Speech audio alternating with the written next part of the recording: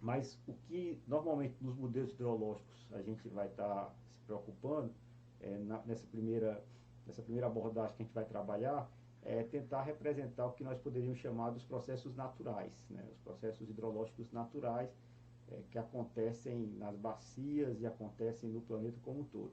Esses processos hidrológicos naturais estão associados ao processo de evaporação, ao processo de transporte de água na atmosfera, de vapor de água na atmosfera, o processo de precipitação, o processo de infiltração, o processo de escoamento superficial sobre a encosta, o processo de transporte de água subterrânea, o transporte de água superficial feito pelos rios, né? E esses são processos hidrológicos que são relevantes e que nós precisamos representar nos modelos hidrológicos para entender o comportamento dessa dinâmica da água na bacia.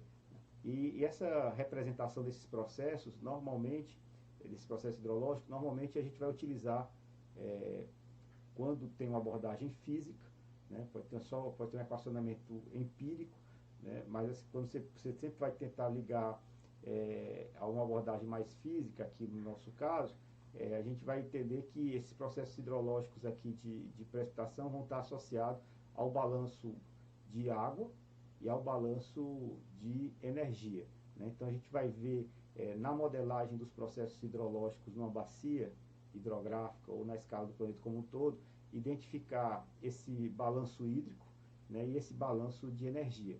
Então, quando a gente estiver analisando uma bacia hidrográfica e os processos hidrológicos e o ciclo hidrológico dessa bacia hidrográfica, a gente vai tentar representar o conjunto desses processos do ponto de vista do balanço hídrico e do balanço de energia. Muitas vezes a gente faz algumas simplificações com relação ao balanço de energia, porque esses dois balanços estão acoplados. Em algumas regiões isso é impossível. Por exemplo, se nós estivermos em latitudes mais altas, onde há a existência de neve, é impossível a gente tratar fazer um correto balanço, inclusive um balanço hídrico, sem incorporar a questão do balanço de energia. Em outras regiões, a gente vai considerar o balanço de energia implícito no balanço hídrico, sendo mais preciso no que eu estou dizendo. Quando acontece o processo de evaporação e de evapotranspiração, para que aconteça o processo de evaporação e evapotranspiração, é necessário uma energia, né, na evaporação e na transpiração, uma energia para dar à água, né, possibilitar à água o calor latente necessário para que haja mudança de fase. Então, quando a gente está falando aqui em evaporação da massa de água, a gente também está falando aqui num balanço de energia, numa quantidade de energia que foi cedida para o calor latente. Então, esses dois balanços eles estão interrelacionados, tá certo? Né? Então, a gente vai entender os processos hidrológicos, vamos tentar entender, então, olhando aí essa questão das equações de conservação de massa, conservação de energia e momento. Energia, momento, massa, tá certo? E as equações de estado do sistema precisam ser consideradas nesse processo, tá certo? Então, quais são os processos hidrológicos relevantes para a gente? Vai ser precipitação, evapotranspiração, evaporação, retenção de água da chuva na folhagem das plantas, tá certo? A parte de filtração e percolação, escoamento superficial. E a gente vai ter, do ponto de vista do balanço de energia, nós vamos ter a radiação de onda curta, que chega do Sol, tá certo? A radiação de onda longa, que é emitida pela Terra e pelas nuvens. Nós vamos ter aqui uma parte do transporte de energia está associada ao processo de evaporação, associado ao calor latente. Aí você vai ter aí também um processo também de transporte de calor sensível e de calor latente. Calor sensível e calor latente. Então, esse balanço aqui de energia também é importante para que a gente possa modelar alguns dos processos, tá bom? Então, a gente falou em processo hidrológico, mas eu queria definir o que é um processo hidrológico, né? Então, o que é um processo hidrológico? O processo hidrológico é processo hidrológico é aquele, de forma geral, a gente pode definir processo como uma realização contínua e prolongada de uma determinada atividade, né? Então, o processo é uma coisa que se repete, né, no tempo né, e de forma contínua, né, por um período grande de tempo. Então, quais são os processos hidrológicos mais importantes para a gente? São aqueles processos que vão se repetir no ciclo hidrológico. Está associado a processos, como eu falei, de evaporação, né, que exatamente a evaporação das superfícies líquidas, sejam oceânicas, sejam de lagos, né, ou então até mesmo o solo úmido, é o transporte de vapor que vai acontecer na atmosfera, vai ser o processo de precipitação, processo de interceptação das plantas, evapotranspiração, infiltração, escoamento subterrâneo, escoamento superficial, como eu havia dito anteriormente, né?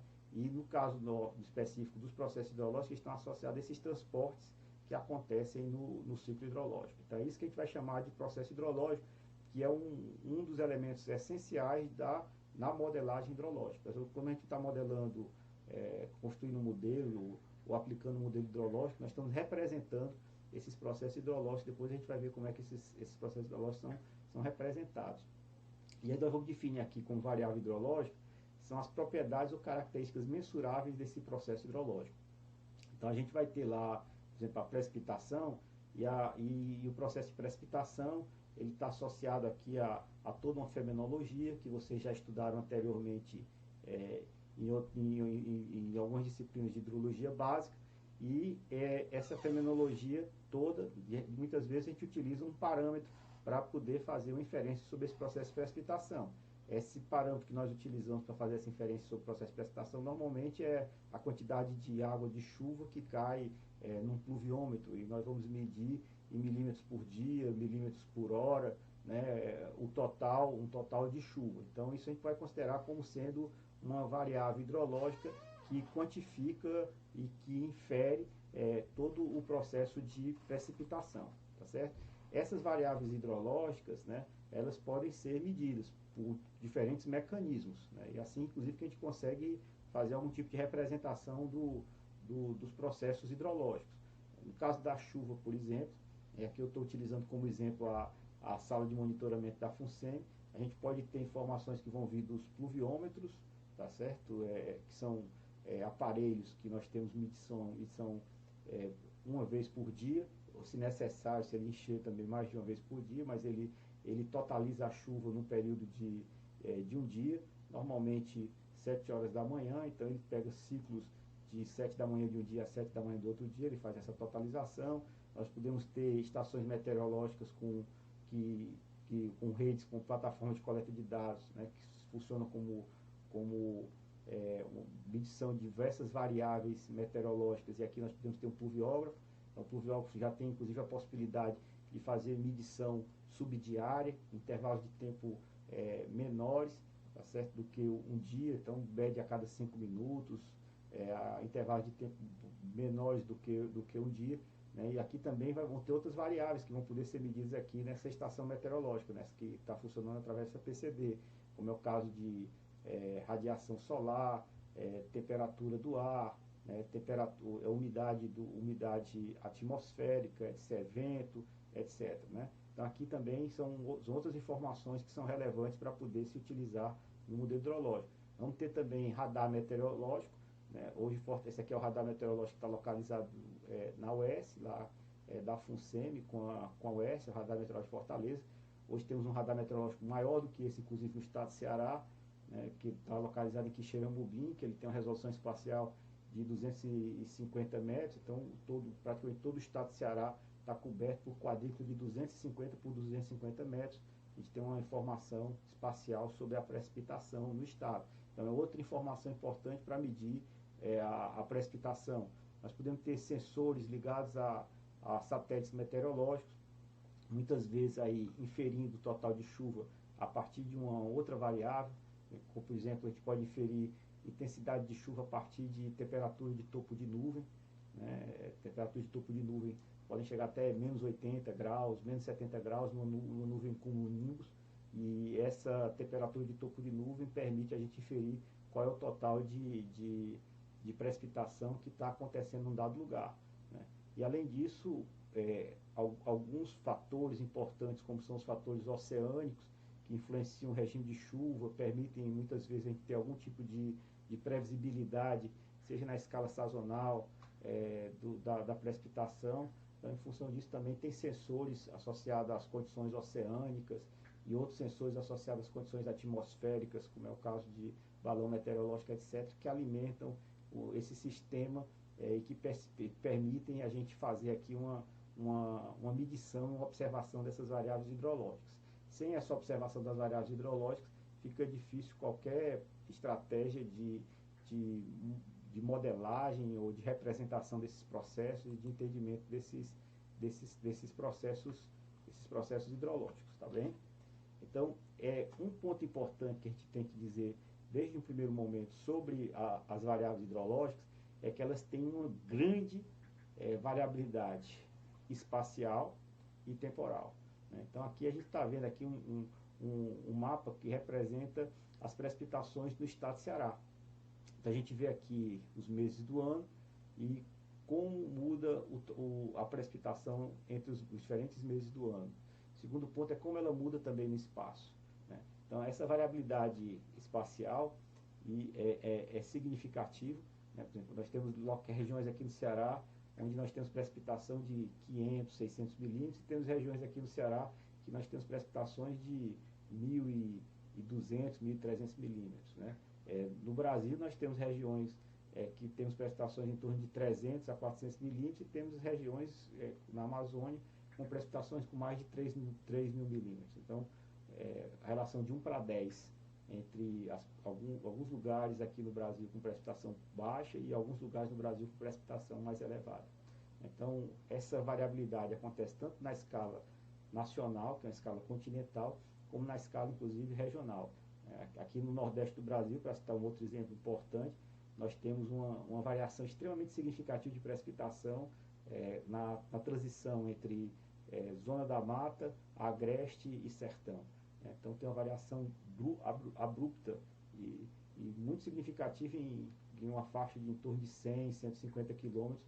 Nós temos uma mudança de uma região mais úmida, que é exatamente a zona da mata, com a região semiárida, que é o sertão nordestino, né? Então, para além dessa variabilidade espacial, nós temos também essa variabilidade temporal aqui, né? Então, o que é que a gente está vendo? Essas linhas vermelhas, azuis aqui, elas estão sinalizando aqui o total de chuva anual em Fortaleza. Então, tem anos aqui em Fortaleza que chove em torno de 2.800 milímetros e tem anos aqui em Fortaleza que chove em torno de 500 milímetros. Então, além dessa variabilidade espacial, nós temos uma grande variabilidade temporal, né? E essa variabilidade temporal, ela é extremamente importante para a gente poder entender o ciclo hidrológico. O ciclo hidrológico acontece, né? Não é um ciclo hidrológico que é contínuo no tempo, né? Muitas vezes a gente faz aqui algumas medidas de longo prazo, tira médias de longo prazo, mas para que a gente possa entender os processos hidrológicos, inclusive do ponto de vista da engenharia, que a gente está interessado em eventos extremos de secas e cheias, para dimensionar as infraestruturas hidrológicas e hidráulicas, a gente necessita conhecer esses padrões de variação espacial para modelá-los, tá certo? Então, isso é importante, a gente reconhecer esse padrão de variação. Nem todo canto do mundo tem o mesmo padrão de variação, obviamente, né?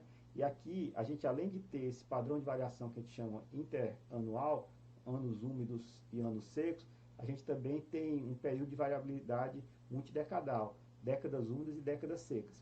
Aqui, o que a gente está vendo nessa curva preta é uma média móvel de 10 anos. Então, nessa média móvel de 10 anos, a gente tem décadas, por exemplo, nossas aqui, que em Fortaleza, que nós tivemos um total de chuva dessas décadas de 1.500 milímetros. Nessas décadas aqui, o total de chuva estava em torno aí de 1.100, 1.200 milímetros. Nessas décadas aqui, nós tínhamos um total de chuva de 1.800 milímetros. Então, a gente tem uma variação muito grande entre décadas do total de chuva. Ou seja, aqui as secas e as cheias, elas são concentradas no tempo também.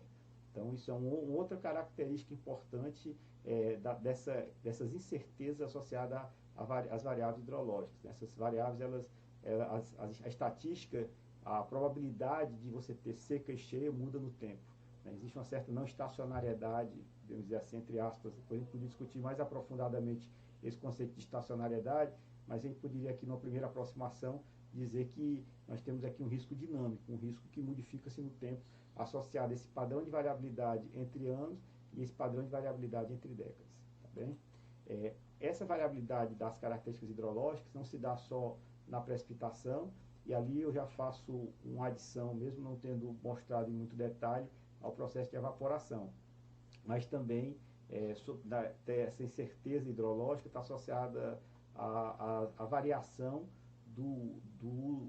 da geologia e à variação dos tipos de solo. Então a gente tem regiões aqui no Ceará que é o mapa de solos do Ceará, que é um mapa de solo na escala 1 para 500 mil, e aqui a gente vai encontrar também um mapa de solo na escala de 1 para 100 mil. Vocês veem que numa escala mais detalhada, a quantidade de tipos de solo é muito maior do que nessa escala e muito maior do que nessa outra, que a gente tem aqui nessa escala mais detalhada uma heterogeneidade do tipo de solo muito grande. O que é que significa a gente ter uma heterogeneidade do tipo de solo muito grande? Significa que a gente vai ter aqui uma resposta hidrológica diferente, né? Uma coisa é você ter uma resposta hidrológica do que precipita, em termos, por exemplo, do que vai filtrar, em uma região com um solo homogêneo, né, como uma região, por exemplo, sedimentar, com solo homogêneo, como é a região da terra roxa ali próximo, ali em São Paulo, no nordeste de São Paulo, aí próximo a Ribeirão Preto. Então, um solo mais homogêneo, com características muito similares. Vai ter uma ampla região em que a resposta hidrológica vai ser muito parecida. Outra situação, por exemplo, é quando a gente tem uma heterogeneidade de solo como essa, né? Em que dentro do mapa de um município você tem diferentes tipos de solo, com diferentes respostas hidrológicas diferentes. Então essa variabilidade do solo vai caracterizar uma variabilidade muito grande da resposta hidrológica que nós vamos ter nos diferentes contextos que nós estamos observando aqui. Então isso torna um problema um pouco mais complexo, né? E além disso, está observando aqui que existe uma incerteza quanto à caracterização do solo. Se eu olho nessa escala, toda essa região tem a mesma característica. Se eu olho nessa outra, aqui você tem um nível de heterogeneidade do tipo de solo muito grande. Então, dependendo da escala, nós vamos ter características de solos diferentes, né? Numa escala mais detalhada, vão aparecer solos que não estavam aparecendo por estarem bem como se fossem enclaves nesse outro padrão mais regional. Então, essas incertezas nas respostas, a partir que a gente não tem uma precisão muito grande do tipo de solo e a coexistência de diversos solos muito próximos uns dos outros, isso faz com que haja também uma incerteza na resposta hidrológica, né? Muitas vezes, para poder representar esses processos hidrológicos, e por conta, inclusive, dessas incertezas associadas ao tipo de solo, por exemplo, que é extremamente heterogêneo, né, e com características muito diversas, o que muitas vezes se aplica, ao invés de ter que representar, por exemplo, o processo de infiltração em cada um daqueles tipos de solo, né, com taxas de filtração diferentes, né, com processo de percolação diferentes, porque os solos têm características diferentes. Então se torna muito difícil e às vezes muito custoso você conseguir recuperar a informação no nível de detalhe necessário para poder simular esse processo de infiltração utilizando a equação de Richardson ou alguma outra equação Richard, ou então a equação de Richard, ou então alguma outra equação mais, digamos assim, que represente melhor o processo de transporte de água no solo. Então, muitas vezes o que se faz na modelagem hidrológica é representar o ciclo hidrológico, né, como um sistema, né? Então, a ideia de sistema é o quê? A gente definir quais são os componentes que tem nesse sistema e quais são as interações que esses componentes eles têm. A gente pode imaginar, por exemplo, aqui, de forma muito esquemática, 3 componentes no ciclo hidrológico: um componente atmosférico, um componente superficial e um componente dos oceanos e mares, tá certo? E a gente pode imaginar a relação que esses componentes uns têm com os outros, né? O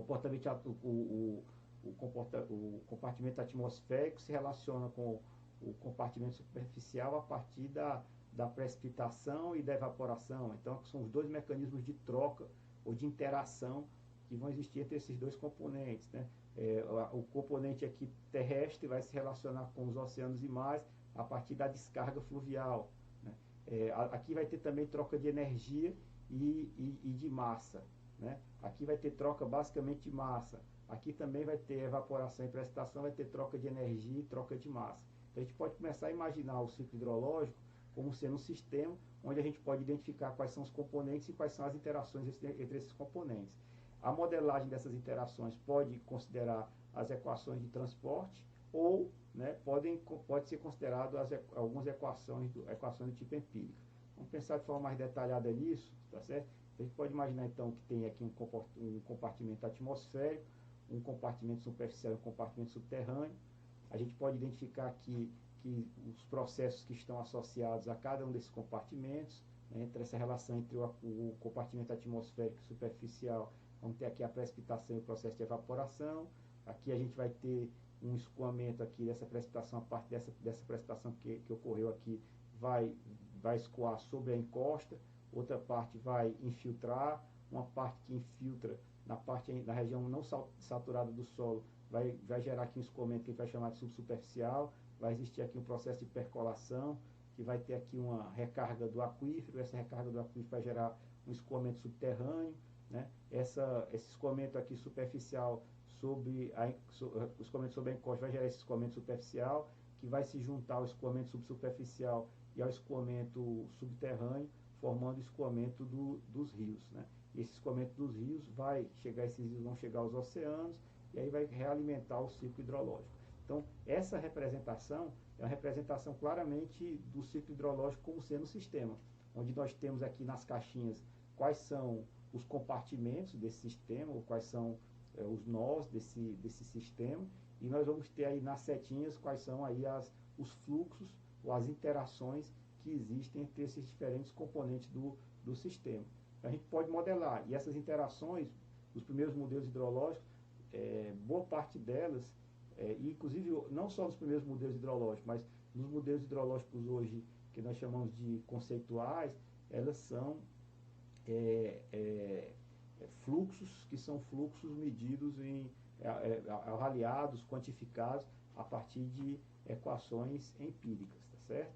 Então, e nesse processo todo aqui a gente vai ter o efeito de armazenamento, né, em alguns desses componentes, e o efeito de translação, né, importante inclusive para grandes bacias.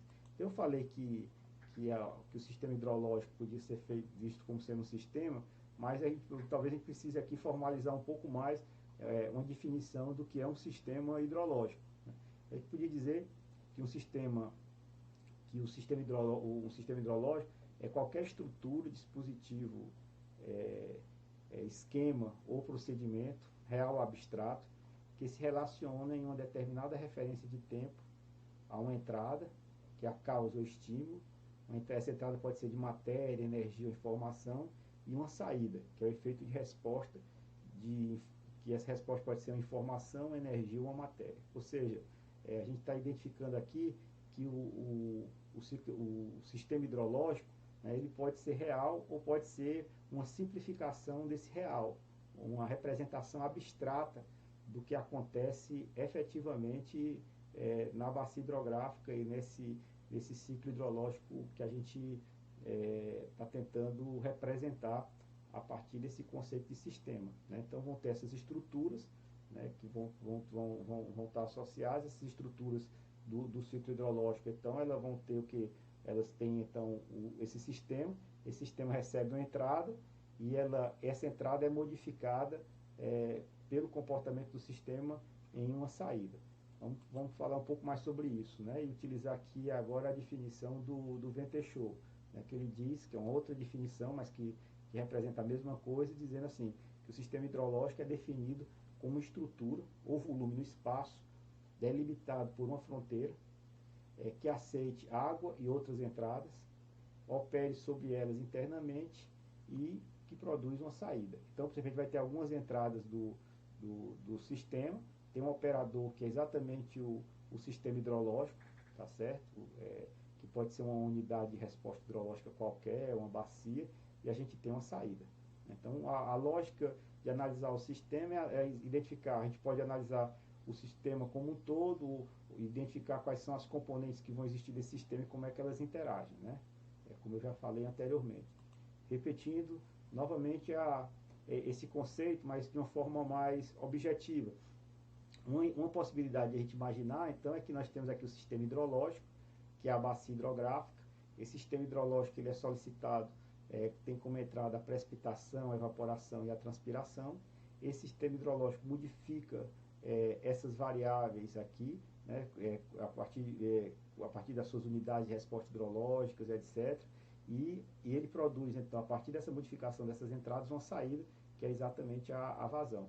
Então, essa é a lógica do que seria aí um sistema, a hidrologia sendo vista como um sistema. A bacia como um todo pode ser considerada aqui a unidade do sistema, e a gente tem aqui alguns modelos que a gente vai chamar depois a gente vai qualificar melhor de modelos concentrados, a gente vai ter precipitação, evaporação e transformação e transpiração, e não ter aqui uma transformação dessas variáveis numa vazão. Ou a gente pode imaginar aqui como um sistema com múltiplos componentes, tá certo? E aí a gente pode identificar esses componentes como sendo um componente a precipitação, outro a interceptação, outro o processo de infiltração, né? E para cada um desses componentes a gente identifica que são esses componentes dos processos, né? A gente pode identificar esses componentes do processo e vai identificar os grandes reservatórios também, que são componentes importantes do processo como um todo, né? Que é o reservatório superficial, reservatório subterrâneo, algum outro reservatório subsuperficial, né? A gente vai ver isso de forma mais detalhada mais na frente, né? Mas a ideia básica talvez reposicionando o que eu acabei de dizer, a gente chamar de componentes do sistema, por exemplo, o que seria aqui um reservatório superficial, um reservatório subsuperficial, um reservatório subterrâneo, e a ligação entre essas componentes, ou seja, quanto de água precipita, quanto de água percola, né, mais profundamente, quanto de água vai escoar, nós podemos chamar isso aí dessas variáveis de ligação ou de interação entre esses diferentes componentes. Mas isso a gente vai discutir mais detalhadamente depois, aqui é só uma primeira prévia, né? Essa ideia, inclusive, da bacia hidrográfica como sendo unidade de planejamento é porque ela tem aí na bacia hidrográfica, ela tem características muito interessantes do ponto de vista de a bacia hidrográfica ser, aquela definição do Ventechot de um volume, ela funciona como sendo um volume de controle, né? Porque uma característica da bacia hidrográfica, como vocês já sabem, é exatamente que na fronteira da bacia hidrográfica não tem fluxo, não tem transporte de massa, tá certo? Então a água não ultrapassa essa fronteira da bacia hidrográfica. Com isso, nós temos aqui um volume de controle. E o interessante também é que a rede de canais da bacia hidrográfica, ela liga o destino da bacia hidrográfica como um todo, né? Então, se a gente joga um poluente aqui, esse poluente vai afetar essa região. Se eu construo uma barragem aqui, eu indisponibilizo água, eu tenho que, se eu quiser construir uma barragem aqui e outra aqui, essas duas barragens têm que ter uma solução de compromisso, porque a água utilizada aqui não vai ser, a água que eu barrei aqui não vai mais poder ser utilizada nessa outra região para encher esse reservatório. Então, poluição, dimensionamento de infraestruturas hidráulicas como reservatórios precisam ser contempladas e analisadas na escala da bacia como um todo, tá certo? Porque elas constituem um sistema. No que é o sistema? Diferentes partes, que a gente vai estar olhando o sistema de outra maneira, a gente vai ter diferentes componentes do sistema, vão interagir, tá certo? Vão ter interações entre esses componentes desse sistema. Então a gente pode imaginar aqui um componente do sistema, aqui um outro componente do sistema, aqui um outro componente do sistema, e a gente pode imaginar a interligação desses componentes do sistema. Aqui então o sistema hidrológico teria suas diferentes componentes, cada uma delas interagindo com as demais componentes e produzindo um resultado, tá certo?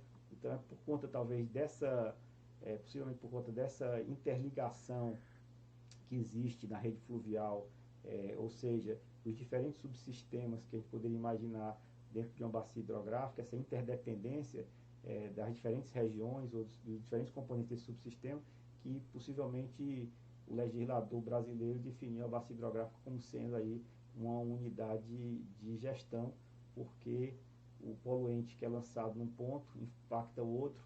Se eu vou lançar poluente aqui, eu preciso de água de diluição, eu tenho que de melhorar a qualidade da água e não controlar tanto a água aqui, ou controlar de uma determinada maneira para diluir.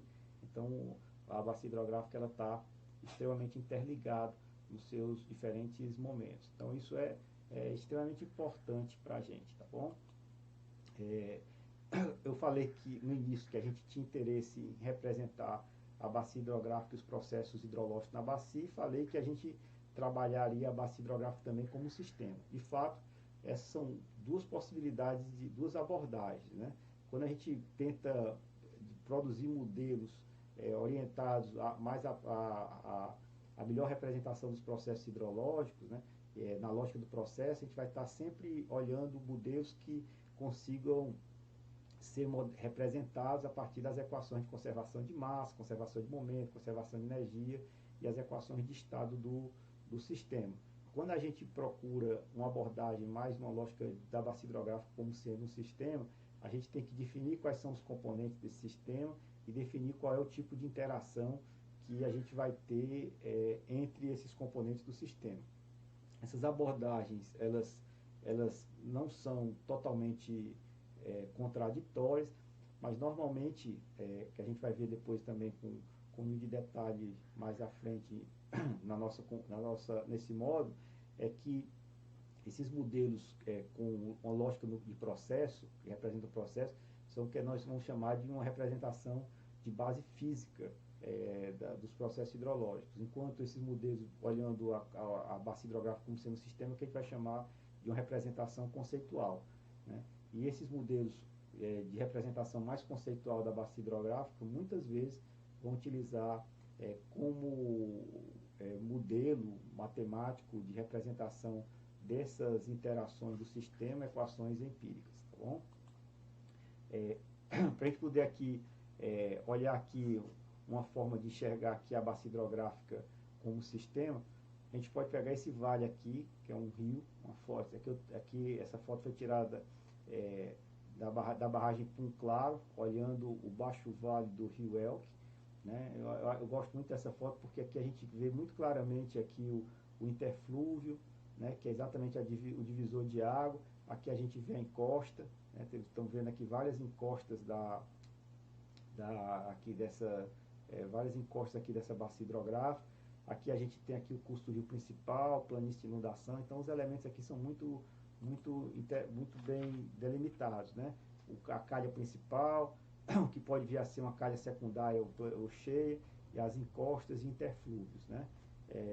Que isso é uma foto muito parecida com os nossos esquemazinhos aqui de representação de encosta do rio, tá certo? Aqui do que acontece no escoamento na encosta. Então, o que a gente vai observar muitas vezes vai acontecer a precipitação aqui, uma parte dessa precipitação pode infiltrar e outra parte vai ter escoamento superficial direto. Quando acontece isso, é o que a gente chama de escoamento hortoniano, né? Só relembrando, essa água que infiltra vai alimentar aqui um aquífero, que é exatamente o aquífero freático, né? Então, esse aquífero freático, ele vai, quando ele tiver com um certo nível, o nível dele ficar mais alto que inclusive o nível do rio, vai gerar um gradiente de energia potencial gravitacional, que esse gradiente de energia potencial gravitacional vai fazer com que haja aqui um escoamento na direção do rio, e esse escoamento aqui na direção do rio é o que a gente chama de escoamento de base, que é o que garante as vazões mínimas dos rios. Então aqui o que a gente está fazendo? A gente está saindo aqui de um cenário real, né, de uma bacia hidrográfica, e a gente está representando esse processo, os processos hidrológicos nesse cenário, a partir dessa visão mais esquemática, tá certo?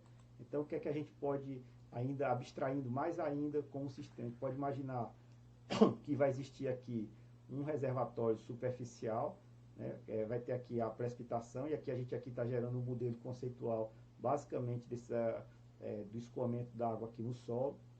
A gente pode imaginar que tem aqui um reservatório,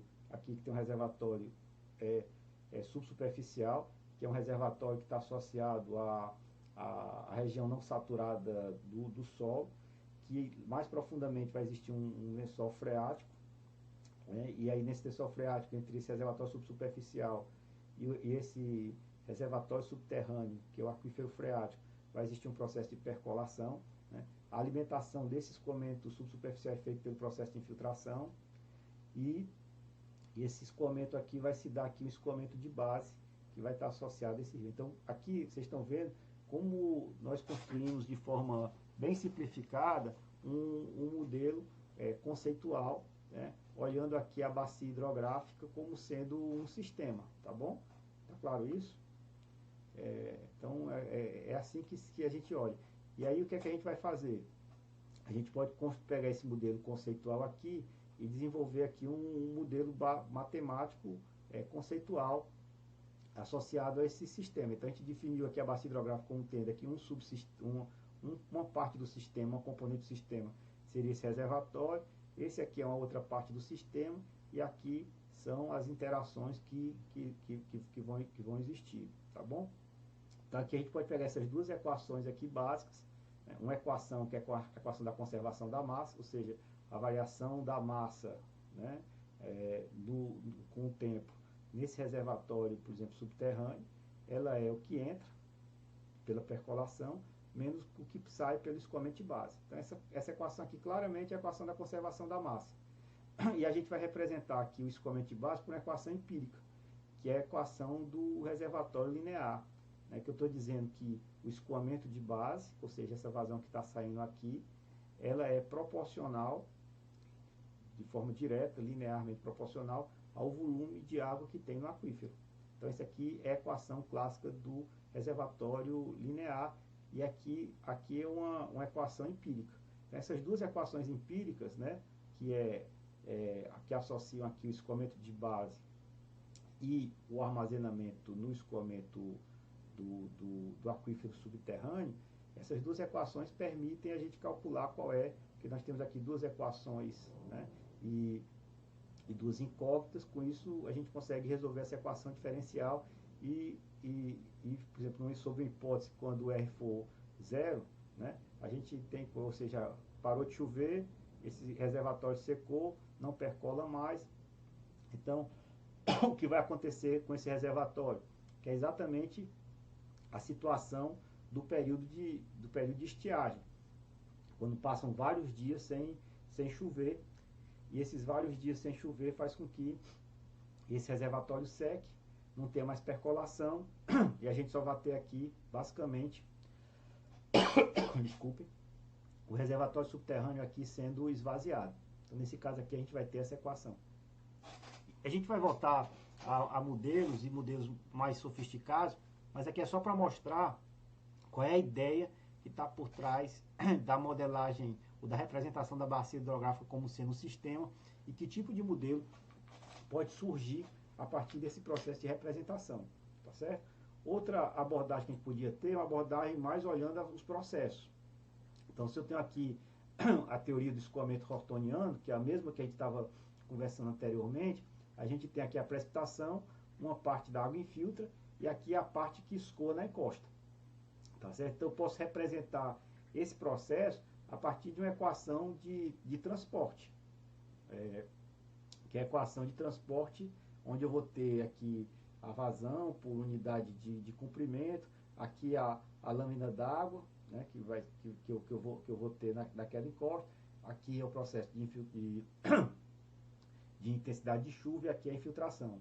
Então, com isso, eu vou ter aqui uma equação de transporte, e posso resolver essa equação de transporte, essa equação diferencial de transporte. Então, aqui já é uma abordagem mais olhando os processos, tá bem?